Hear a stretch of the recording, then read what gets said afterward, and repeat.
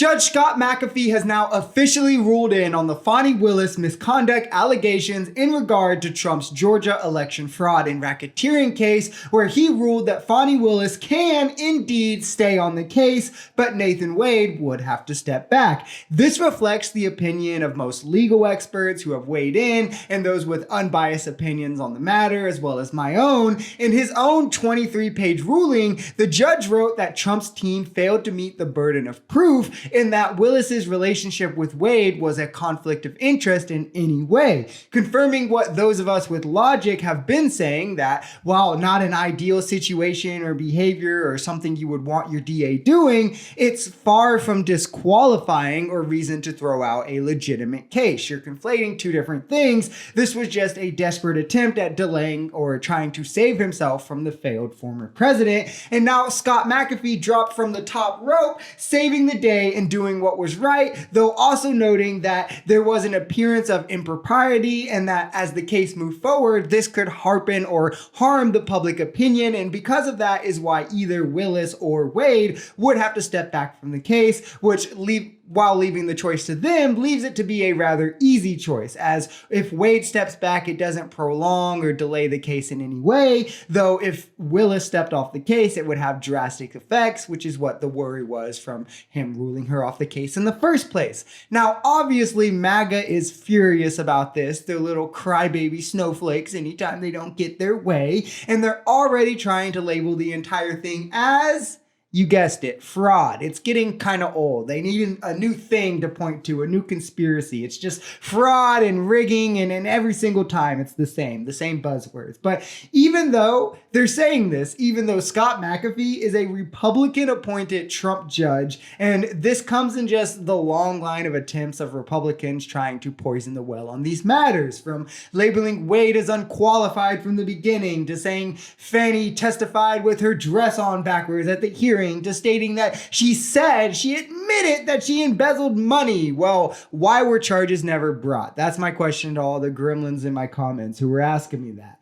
All easily provable, by the way, to be false, but for those who only take things at a surface level value and then build their narrative around those, it serves the purpose that MAGA was hoping that it would. Republican Governor of Georgia Brian Kemp signed legislation last week that would allow state panels to investigate and punish prosecutors at their discretion, with state lawmakers already saying that they would do this to Fani. I wonder why he signed this into law. It couldn't be because of this case, as well as a separate Republican committee launching investigations and hearings, so the entire cavalry is mobilizing in hopes to stall and save their guy or take from the public confidence in this case, because it's going to be the most dastardly for Trump if it does make it to trial, so they'll do everything in their power to keep that from happening. The biggest takeaway to remember is the relationship came after the charges.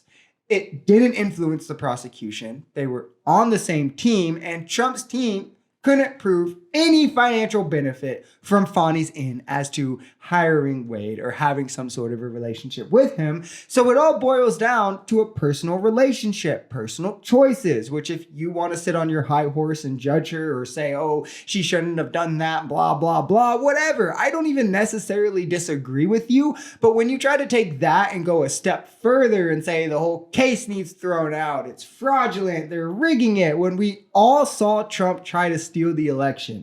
We all know that the charges are founded on truth. And now in the court of law, with a Republican appointed judge, it was ruled there was no proof of a conflict of interest or financial benefit from Fani. And guess what? It's still not enough for Republicans, all because they didn't get their way. It's time to let it go. But for Republicans, it'll never be enough. Nothing will ever be short of having their beliefs entirely confirmed and getting exactly what they want out of these situations.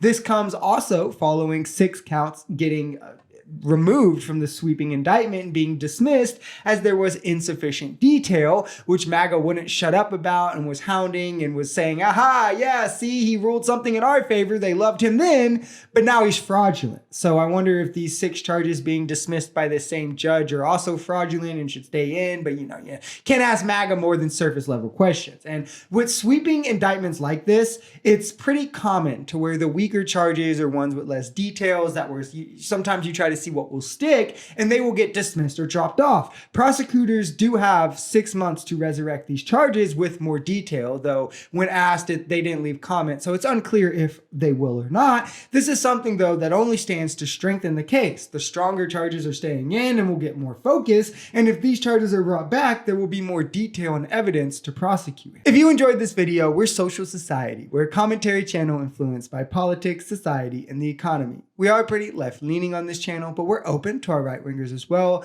The biggest thing here is having conversations that get everyone to the bottom of the truth. If that sounds like something that could interest you, consider smashing that subscribe button, leaving us a like, or even commenting on this video. We even have memberships available as low as $3 if you'd like to support, because the only way we become a society is together.